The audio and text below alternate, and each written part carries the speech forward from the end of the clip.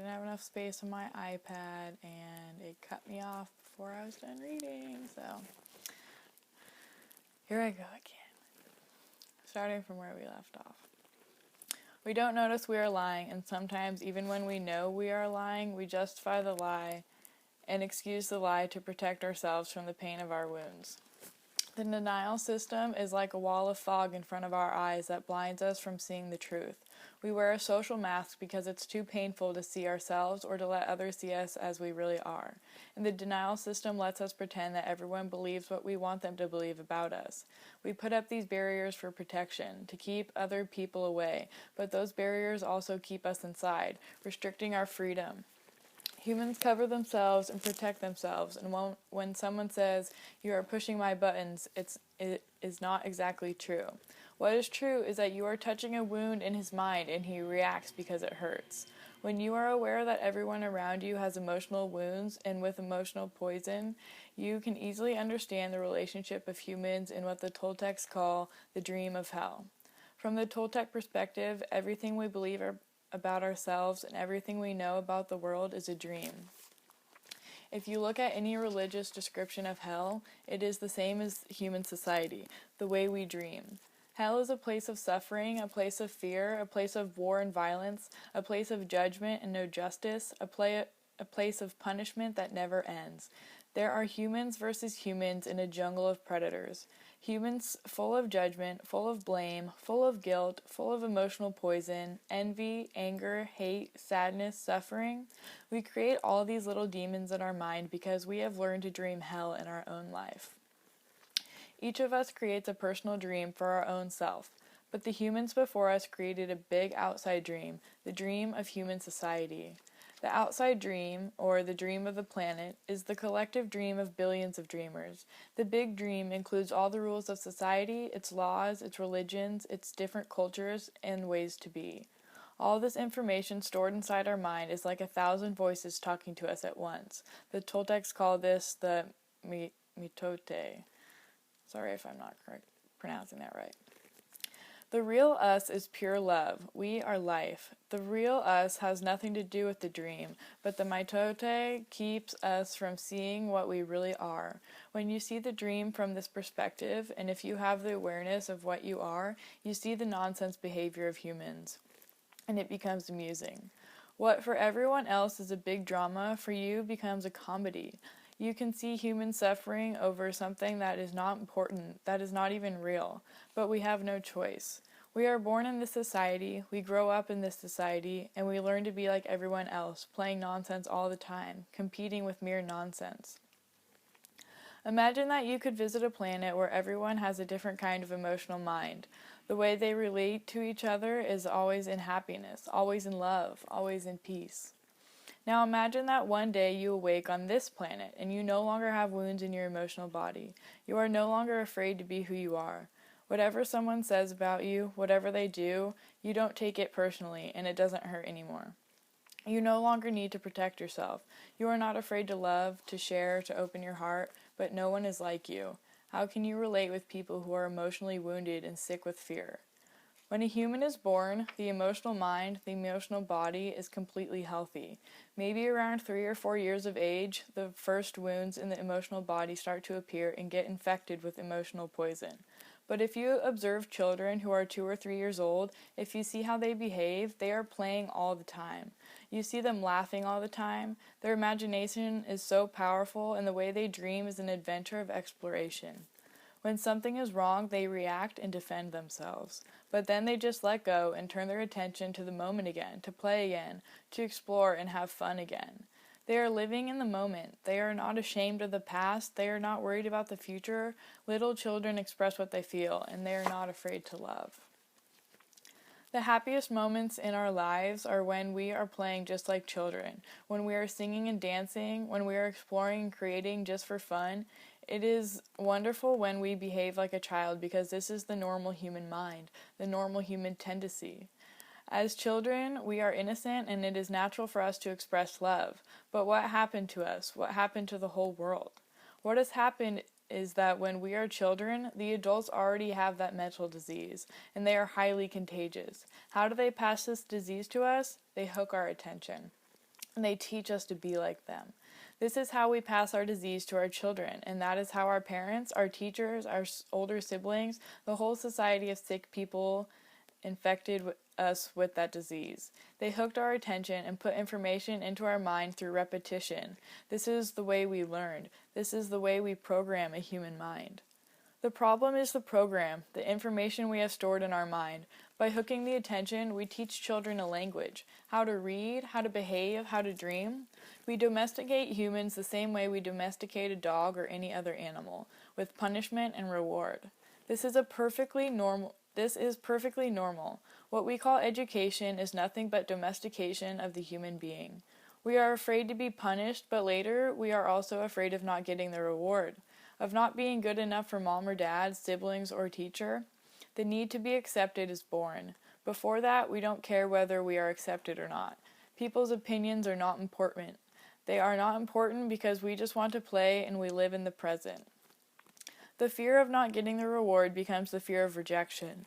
The fear of not being good enough for someone else is what makes us try to change, what makes us create an image. Then we try to protect that image according to what they want us to be, just to be accepted, just to have the reward.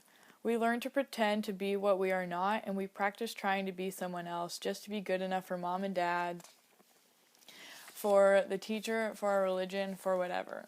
We practice, and we master how to be what we are not. Soon we forget who we really are, and we start to live our images. We create not just one image, but many different images according to the different groups of people we associate with. We create an image at home, an image at school, and when we grow up, we create even more images. This is also true for a simple relationship between a man and a woman. The woman has an outer image that she tries to project to others, but when she is alone, she has another image of herself.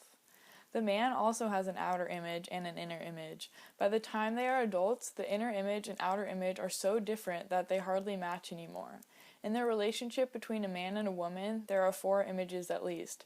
How can they really know each other? They don't. They can only try to understand the image, but there are more images to consider.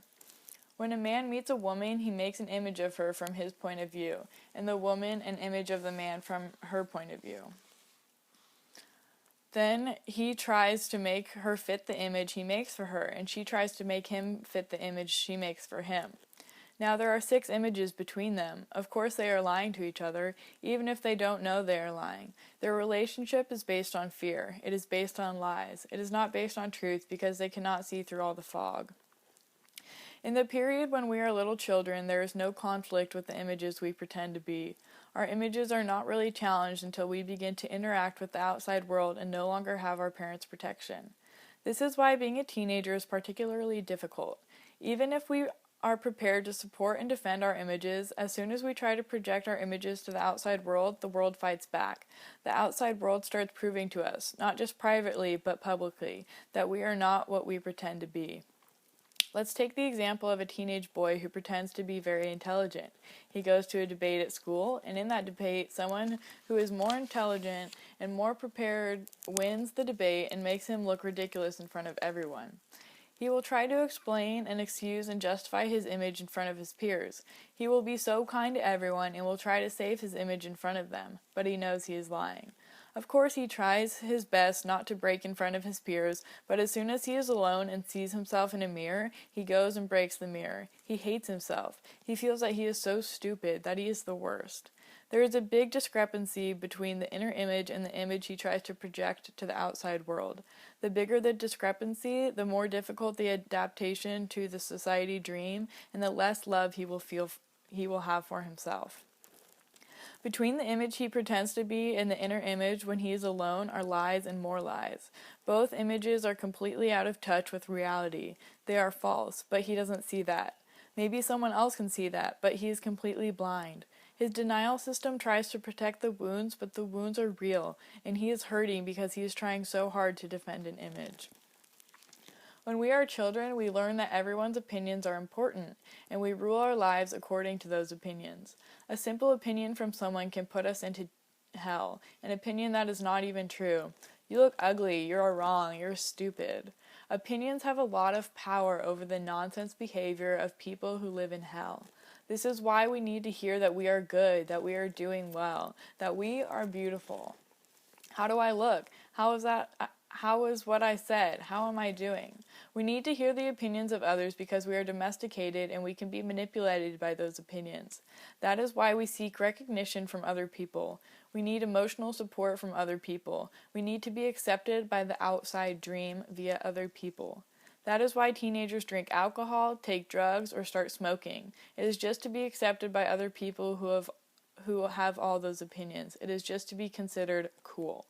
So many humans are suffering because of all the false images we try to project. Humans pretend to be something very important, but at the same time we believe we are nothing. We work so hard to be something, to be someone in that society dream, to be recognized and approved by others. We try so hard to be important, to be a winner, to be powerful, to be rich, to be famous, to express our personal dream and impose our dream onto other people around us. Why? Because humans believe the dream is real, and we take it very seriously.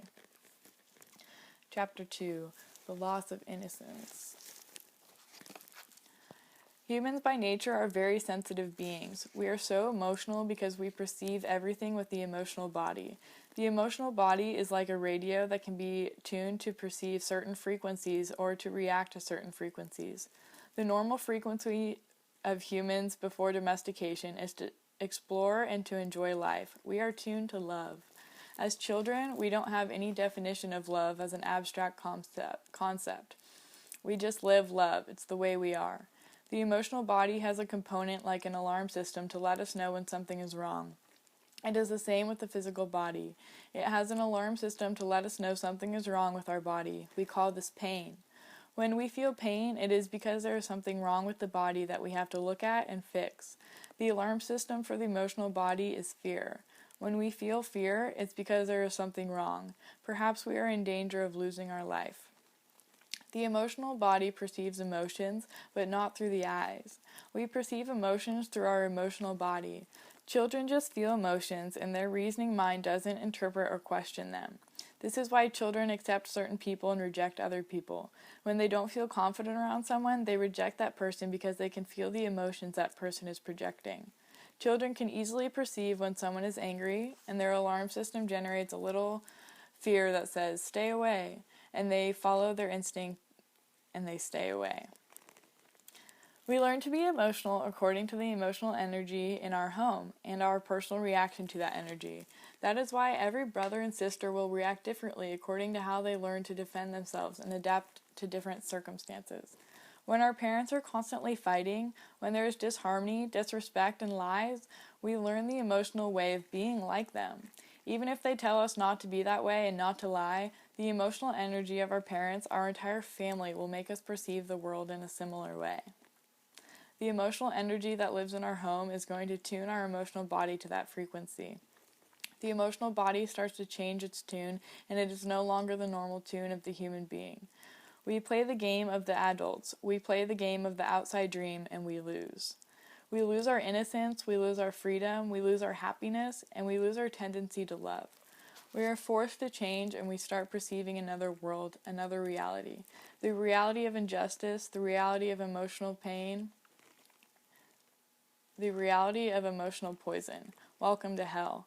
The hell that humans create, which is the dream of the planet. We are welcomed into that hell, but we don't invent it personally. It was here before we were born. You can see how real love and freedom are destroyed by looking at children. Imagine a child 2 or 3 years old running and having fun in the park. Mom is there watching the little guy, and she's afraid he might fall and hurt himself. At a certain point, she wants to stop him, and the child thinks Mom is playing with him, so he tries to run faster from her. Cars are passing in the street nearby, which makes Mom even more afraid, and finally, she catches him. The child is expecting her to play, but she spanks him. Boom! It's a shock. The child's happiness was the expression of love coming out of him, and he does not understand why she is acting this way. This is a shock that stops love little by little over time. The child does not understand words, but even so, he can question, why?